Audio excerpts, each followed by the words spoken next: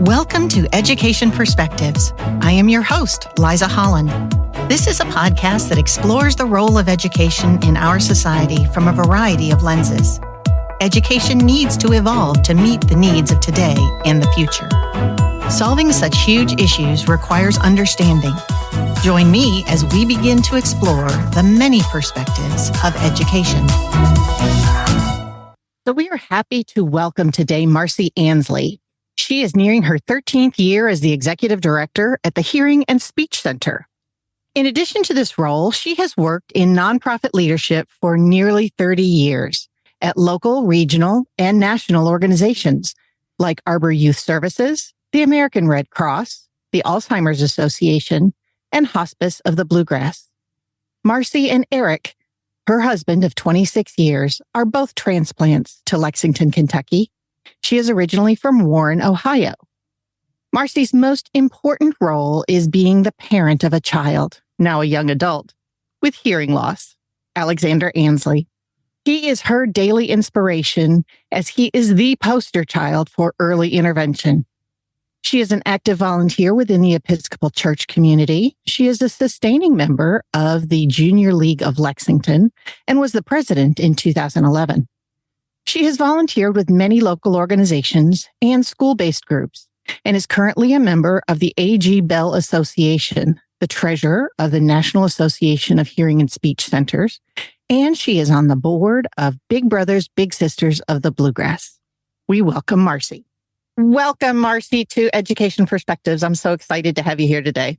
Thank you for having me. I was really honored. Well, I appreciate that. And I'm going to kick us off with our first question to every guest. Taking that 30,000-foot view, why do you think that we as a society invest in education? That is such a good question. And I think I've heard it before.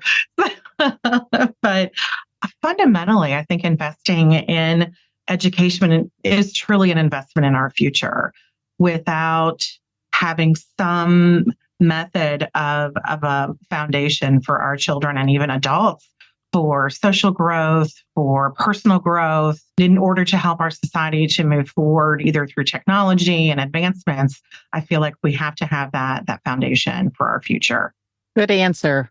So I know you have done a lot of different nonprofit things over your work experience, but now you have kind of landed into education. And obviously there were elements of education in all of the things that you did before. But what drew you to Lexington Hearing and Speech Center?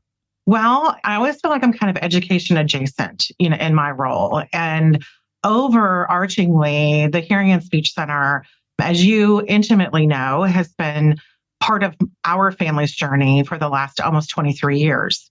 And I gulp when I say that I've been in the nonprofit sector in our community for almost 30 years.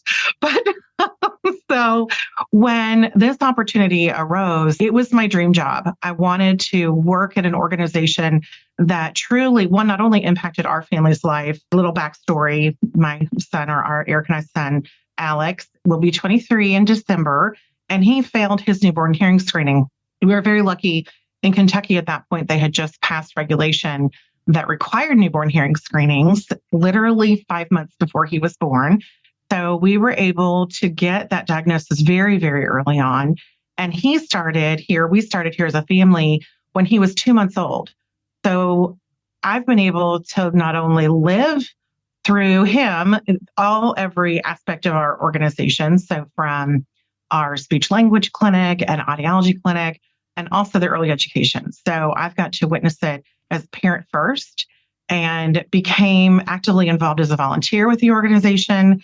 And then when, at that time, almost 13 years ago, the executive director was moving, she knew it was my dream job to come and be part of an organization that really made Alex's journey so seamless. We were able to transition. We chose public school, and we were able to transition so seamlessly into our local public school with all of the supports that he needed. He was on par with his hearing peers, so he didn't require an IEP. Not that that's a good thing or a bad thing, but we were just really kind of proud that he was truly a poster child for early intervention. And he's continued today. He's still here because we do have a full family audiology clinic. So he'll probably be a lifer as long as he lives in our community. I don't see him really going anywhere else because he calls half the people who work here aunties. So they're definitely part of our family. They've been part of our journey. And so almost 13 years ago, I was able to step into this role as executive director and work for this really special kind of unicorn of an organization. Like with the fact that we get to have early education from the age of 6 weeks through kindergarten and all that wraparound early intervention supports in our building every day. So for somebody like Alex who wears hearing aids, if he had an issue, it could be addressed immediately. There is no waiting. There's no waiting for things like uncovering he was missing the S sound or anything like that. So we can quickly intervene when we need to with any of our children in our center. And so today we're in an old elementary school, which also makes it really fun. We feel kind of the love of the last almost 100 years that was in this building when it was a public school. And so we have about 165 kiddos in 13 classrooms here. And it's a special place. It is indeed. So tell me, what do you absolutely love about what you do? Oh my gosh. There's a handful of things that I love. I love walking down the hallways in our early learning center and getting high fives and lots of hugs. And I love it when kids recognize me by literally the shoes that I'm wearing. So if I don't have loud shoes on that day, they're very confused. So I have a tendency to wear a lot of heels and boots. And so the things that come out their mouths are absolutely hysterical. And to watch the interaction of our team, our staff, we have 40 in our early learning center staff. They know every child and they embrace every child and every family as if they were their own. And I just think it's magical to watch that journey and to be part of families' lives from whether they have a diagnosis or not, being part of their journey right from the get-go. And and sometimes it can get really bumpy and it can be a grieving time. And to be there for families when they get those diagnoses and to know that they have people who love and support them along the way and are willing to help find every intervention possible to make their children's early educational career as successful as possible. And so those are things that I absolutely love. And selfishly, all those smiles and high fives and hugs melt my heart. So, and I feel like I'm kind of like an aunt or a grandmother who can go down and read books and have fun. But if a diaper needs to be changed or we're having a tantrum, I can just walk away. I love that. So it's a lot of fun. I do. I love it. Well, hearing loss is definitely something that can be an obstacle for students along their education journey. And, as you've alluded to, early intervention can make a critical difference. Can you talk a little bit more about the variety of services that you are offering there and how that impacts kids' readiness to be able to go into school? Sure. So we are a listening and spoken language environment. So we are the only rehabilitative center in the state of Kentucky that provides listening and spoken language interventions. And what that means is that for a baby or a child who's been identified with hearing loss, if their parents are choosing oral language or listening and spoken language modality, as opposed to sign language, they're most likely going to be here at some point in that journey. And so for little ones, we start as young as a couple of weeks old. So as soon as a baby fails a newborn hearing screening, for example, in a hospital, or we're getting a referral from a home birth or from pediatrician office or an ENT practice, wherever that may be, wherever we're getting the referrals from, we can do the first brain activity testing as young as 2 weeks. So we can identify hearing loss so much earlier now and help families make the decision on what type of intervention they want to do. And so in our audiology clinic, we do have folks that are total communication. They're choosing to come here still for their audiology support, whether that be using a hearing device or not, hearing aids, if they're on the path for a cochlear implant. So we literally are that guide by a family's side from the very beginning on making those decisions. So if their child has a profound hearing loss, our audiology team and speech therapy team are with them to decide, do they want to go through with that surgery? If so, which device is going to be best for their child? and then the bone anchored hearing aids. So we also help with all of those for children that don't have external ears. So we do a bone anchored hearing device. And so eventually becomes an implantable, but when they're little, they wear it on a headband because as they're growing, they can't be implanted yet. So we have right from the start. And then we implemented about 5 years ago, once teletherapy was really starting to take off, we started a 4-session free program called Teletalk and Teach. And it's for anyone's families of 0 to 3-year-olds. The babies are usually playing the whole time, but they're for families of our 0 to 3-year-olds who want an introduction to listening and spoken language. So they get 4 free sessions. And at that point, we can transition them into speech therapy.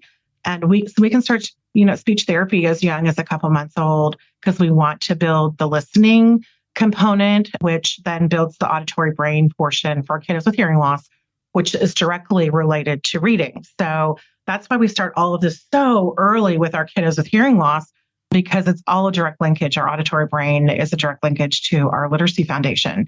So we want to make sure that we can optimize every moment of those little brains being able to suck in as much information as possible. And we have a lot of children that don't even attend our early learning center. So from an outpatient standpoint, we're looking at about 2,000 families and 120 of them are in our school. So our reach from an early intervention standpoint is truly statewide and not just in Fayette County. Well, that was exactly what I was going to interrupt you to talk about, was the fact that you actually really, especially with the advent of telemedicine and whatnot, are really able to reach out on a statewide type of a basis. And so you're providing services that were previously not available. Exactly. Or very difficult for families. And it was a barrier for families to try to get here on a weekly basis, because we know that the more intervention that we can give to a child, the better off they're going to be in the long run. But if we have a child who's driving in or a family driving in 2 to 3 hours every week for a speech therapy session, it's not realistic and it's not going to happen. And so once we were able, from a regulatory standpoint, all of that changed in 2018, 2019 in Kentucky. So we were very lucky that speech therapy was included in that. And so we were able to get that launched very quickly. Again, being a nonprofit, it helps. We were able to get a lot of grant funding to help support it. So we didn't have to charge families right away. And now insurance is starting to pay. So that's very exciting to see that transition. And the other nugget that when we were talking about our kiddos with hearing loss in particular, we sit on a Kentucky Commission for the Deaf and Hard of Hearing committee. And this started several years ago around language acquisition for very young children with hearing loss. And it trickled its way down. They were doing through Kentucky Department of Education and some testing with kids and recognizing reading levels and just kind of graduation rates for our kids with hearing loss is very, very poor in our state. And so it kept going backwards in this conversation. And the language acquisition, the final proposal to the state, left Kentucky Department of Education altogether and went all the way back to the early intervention system, recognizing that if we don't address this at 0 to 3, making any level of hearing loss a qualifier for the early intervention program in the state, it didn't really matter what happened at 3 to 5 because we lost 3 years. So that has been passed and that is now in place. So that's been very exciting. So when we talk, when I think education, I start at birth in my brain for what we do and what we're thinking. So that was a really neat. I hadn't been part of any kind of committee like that in the past and specific to education. So it was really interesting to watch how that all came together. It took a couple of years, but we got it and it's been passed. So that's exciting. That is very exciting. And it's really important that our legislators recognize the importance of attacking some of these underlying challenges before kids ever even get into this track, where if they don't have the skill set from the beginning, it will continue to snowball for them as throughout the education system. So that's really exciting. And I would like to point out to our listeners that the Hearing and Speech Center is not just for kids. I have a focus on the education part of it, but you're able to service entire families and anybody who even doesn't have kids, right? We do, yes. So in our Family Hearing Center, we call it twinkle to wrinkle. So we've talked a little bit about, I mean, I guess our twinkles could be 100 also. So, but so that's where we literally will start with babies a couple weeks old. And then our oldest client in audiology right now is 104. And we literally have people of all ages in between. And they did not have to go to school here, be an alumni here. We have a lot of our families in our early learning center who have really uncovered and discovered that they had hearing loss by being here. So we do a lot of family events where we encourage people to get tested. There's kind of that nice number that a baseline hearing screening should happen at age 40. It's not part of our mainstream dialogue in medical care.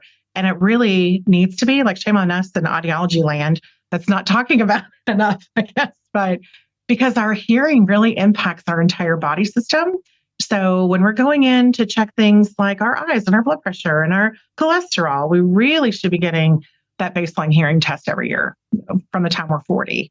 And we have we call it a hearing quiz on our website, so that at least could give at least a little nugget for folks if they're concerned.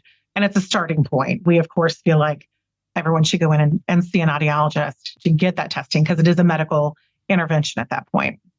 Absolutely. And it is such an important component piece of communication, which is one of the skill sets that we need our entire lifetimes these days, especially in this information age. So I'll look that up and put it in the link in the show notes so people can connect in there like that. I appreciate it. I'll get on my soapbox, because you're right. It impacts everything from, our social emotional, our vocational, academic, and most overwhelmingly, our quality of life. If we don't have that connectedness to other humans and whatever our communication modality is, that connectedness, when that goes away, can impact and lead to things like dementia. So we really I want to make sure we can shout from the rooftops that people should get their hearing tested. And hearing aids are not just for the elderly. So we're seeing a huge rise of folks in their early 20s needing hearing devices. And we think a lot of that might have to do with noise-induced hearing loss, with, our earbuds and all that good stuff. Yeah. Well, and there's the technology for hearing aids has really advanced as well. So I know when I see Alex, I forget sometimes that he has them because they're so discreet. Yeah. And he can manage it on his Apple Watch, and you can manage it on your phone, and all these different settings. They're amazing. They're just incredible. These great computers and ears. So I know one of my favorite things is to hear stories about what's going on at the center. Do you have a favorite story or a memory about your work you could share? I've got one in particular, besides Alex. I could talk about him all day. But we had a little girl, probably 2 years after I started, a little girl who started with us, and she had been in the foster care system, and she was going through an adoption process. And when she moved in with her foster mama, who ended up becoming her mom, her adopted mama, she had literally lived in a crib for almost 2 years and had no interaction with humans, and really just lived like a feral child. It was just incredibly sad. And she came to us. She was one of our toddlers and ended up being here for 5 years, which was fantastic. And she knew, I think, 2 signs. She knew the sign for cookie and sleep. So she immediately started speech therapy here. We tested her for hearing loss because they thought that she had some hearing loss, and she didn't. But fast forward, she was here for 5 years. She went all the way through and did 2 years of kindergarten with us, because our kindergarten program can count as kindergarten year. We have several kids that use it as transitional, but it can be a kindergarten year. So when she went on to first grade at public school, we had gotten a note from her teacher, and her teacher did not know her history yet at that point. She just met her like the first week of school, and we were checking in, and she sent back about how amazing this little girl was, and that she was doing such a good job, and that she was so happy to have her in the classroom. And when she had heard her backstory, she was just floored and had no idea. And her adopted mother gave all these little popsicle dolls that said, "Thank you for giving me a voice." And it was heart-wrenching. I'm like, oh my gosh. I'm like, we literally gave this little girl a voice. and were able to help her transition into first grade with no one knowing how horrible her start was. And the fact that I know, it was incredible. And then fast forward like 6 months, she was in big school. We call public or private school. And I was at Bob Evans with my family for brunch one Sunday, and she's there. And she comes running over to our table, and I get a huge hug, and she tells me all about school and her new backpack, and all about what her teachers were like and what she was doing in class. And it just absolutely melted my heart. And now that's what probably almost 10 years ago. It has just stuck with me from the beginning, the major impact that we're making. And we get to do this all the time. It's just fantastic. Boy, that's so exciting. I know. It's great.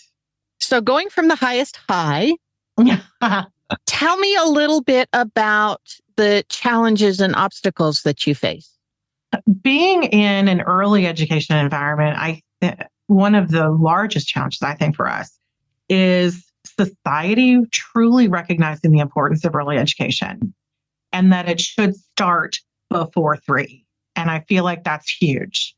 And because of that societal impact, we're not seeing a lot of college graduates anymore coming out with early childhood education because whether it's not valued, or we know the pay scales are vastly different.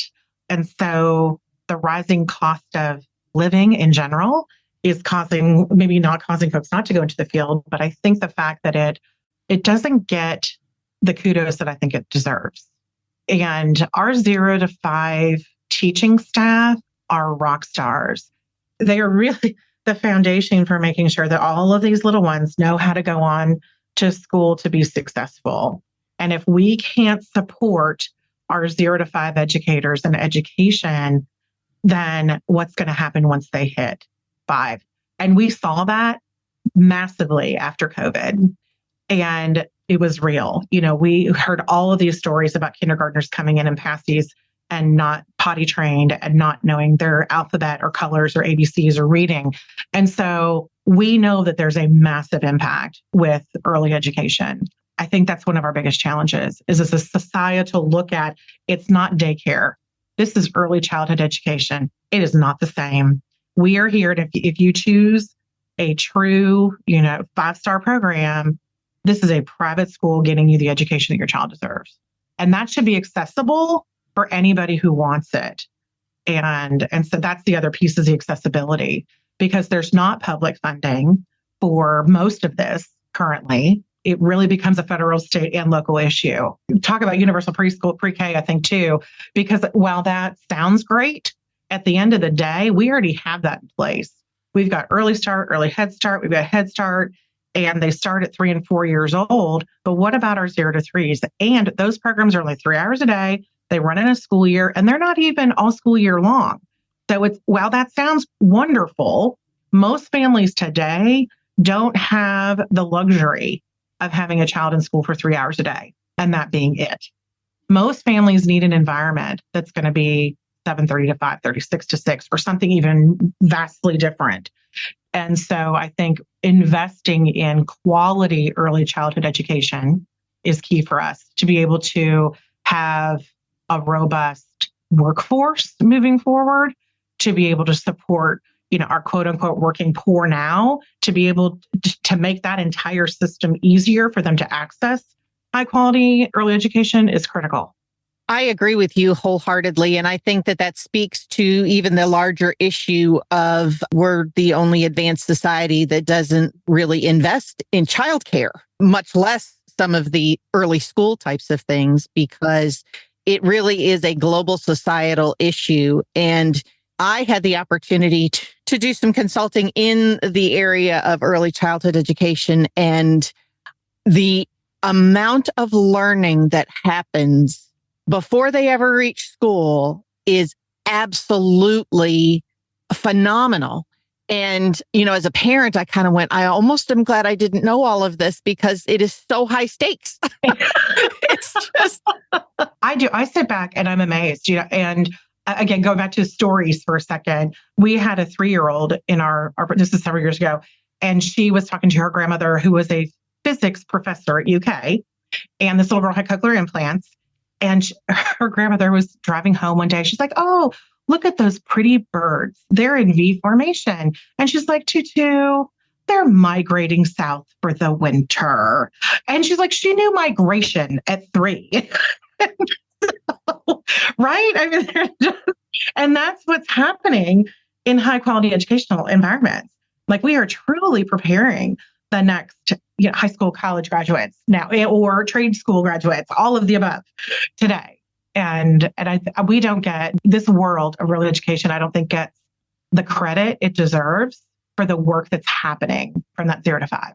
I absolutely agree with you, which kind of leads into my final question, which is about what you would like decision makers to know. And it sounds like we have some things to tell our legislators. I think really, one, I don't want to say I think it's the public school's responsibility, because I don't think that's fair to look backwards that far. But at the same time, at least in Kentucky, we have an amazing Office of Early Childhood Education.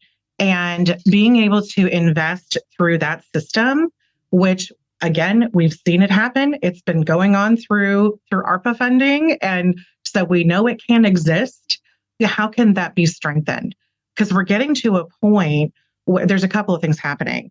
Rising costs of just regular day living and this living wage is getting to a point where most, again, high quality childcare centers, any childcare center in early education environment, you can't afford to operate anymore. So centers are closing left and right.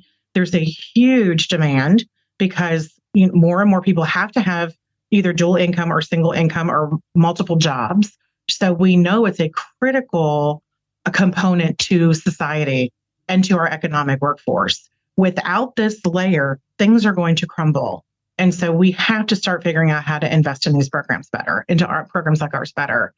But at every level, it doesn't, and not dumping it onto somebody else, because the school system, they already have their plan. They're working through early start and Head Start, and that's set into place. We got to back it up and take a look at how can we do that just a little bit stronger, a lot stronger, and then also supporting those families who need childcare assistance.